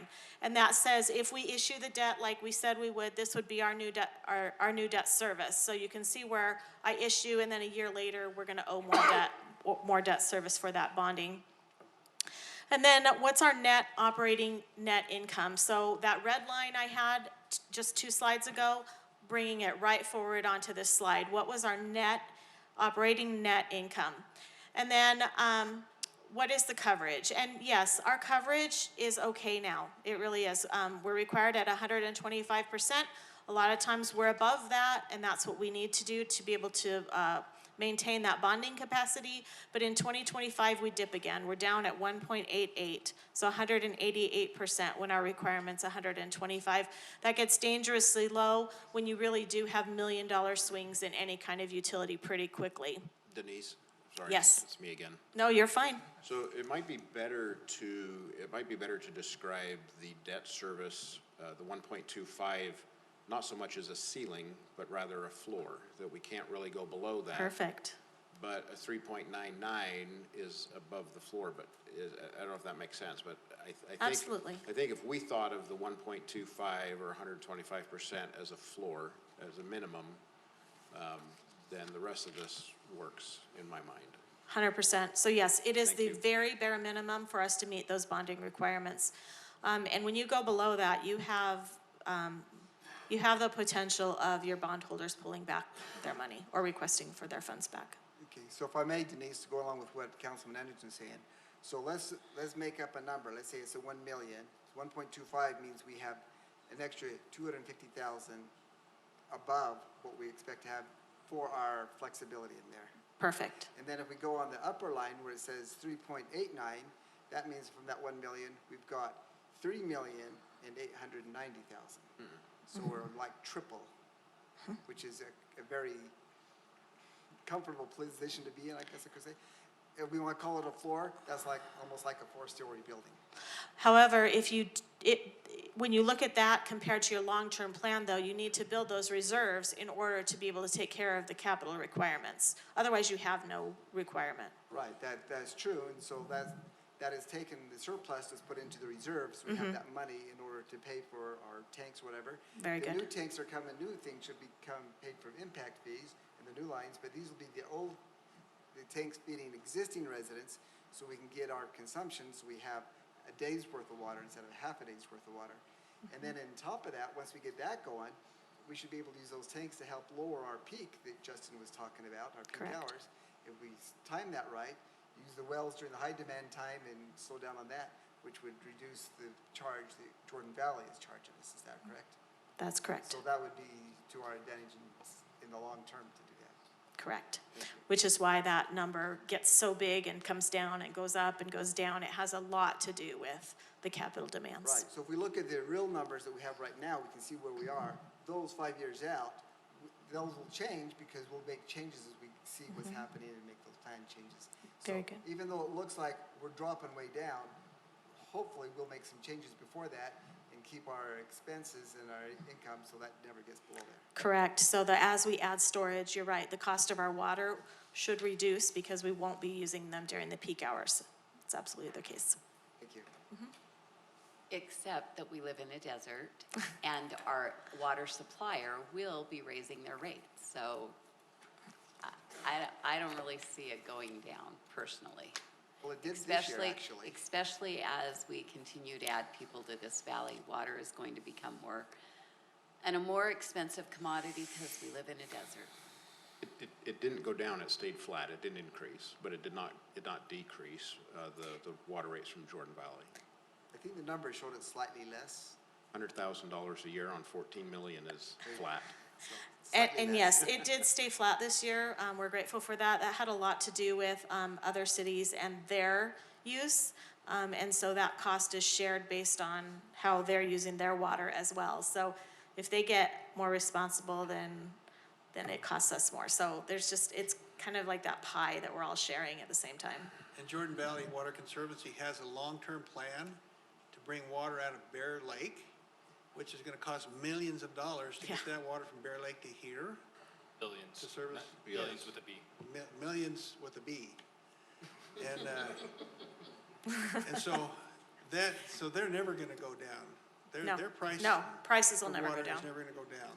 No, I agree with you completely. And I did build into this an inflationary factor of 5% on operations for that water increase, so that I made sure that I had some cushion there. But you're right, as As Jordan Valley starts having to invest in other water supplies, Mayor, that's absolutely going to be an issue and will raise water rates significantly. And I believe Jordan Valley is already setting money aside for that. They've already included that, and our rates are already covering a portion of that.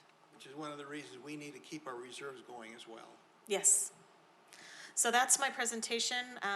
I'm available if you have any questions, and I will put this on the website. I'll put Justin's information into a slide, and we'll post it in the next day or so. Any further questions for Denise then? Yeah, no questions related to the presentation or reserves or where we're at there. Rather, when will we be ready to talk about rate structure? Good question. I am currently working on that as well as our audit. So we're hoping that we will bring rate structures to you in the early fall. And there are going to be several options for you to look at. So I'm kind of excited for that project. If I might voice in on the rate structures, I've had a lot of residents complain about the base fee going up. When they conserve their water, their rate goes up anyway, even though they're using less water because of that base fee. So if we can look at doing something with that base fee in addition. That's to the structure, exactly what we're looking at. because that's, I think, an unfair charge that we've put on. We're looking at that balance. So Councilmember McConaughey and Councilmember Anderson, as well as yourself, have expressed that concern. And I've gotten some data from these council members as well as other sources and ourselves. So I'm putting all of that together into a report, and we'll have it for you likely, I don't want to promise for sure, but likely in September. So my concern with September is if we're going to do something and try and have it effective January 1st, I know like my company right now, we're going through the budgeting process right now. The later into the fall that it gets, the harder it is on them. So the sooner we could have something, the better. Also, additionally, there's some personal issues coming up for me at the end of September. And I would hate to be removed from the conversation again for a second time. So if at all possible, like the second meeting of August would be, in my mind, ideal. I don't know what's reasonable, but we'll do our best. Thank you. Thanks. So I just want to say thank you for 2 items on this printout that others might not see and appreciate as much as I do, but you have dated it and put page numbers on it. Thank you so much. That is so helpful. You're welcome. Thank you, Denise. Thanks. We'll move to item 11, closed session. Discussion of the character, professional competence, or physical or mental health of an individual. Strategy session to discuss pending or reasonable imminent litigation. Strategy session to discuss the purchase, exchange of lease of real property, including any form of a water right or water shares. So I'll be open for a motion. Councilmember Lamb? I just left my mic on, so I guess you called on me. But I make a motion to go to closed session with A, B, and C listed there, and then adjourn from there. Councilmember Whitelock? I'll second it. We have a motion by Councilmember Lamb and a second by Councilmember Whitelock. Discussion to the motion. Seeing none, let's vote. Councilmember Whitelock, Yes. Councilmember Anderson, Yes. Councilmember McConaughey, Aye. Councilmember Lamb, Yes. Mayor Riding, Yes. Councilmember Burton. Aye. Motion passes 6 in favor. Staff, you can stay if you'd like.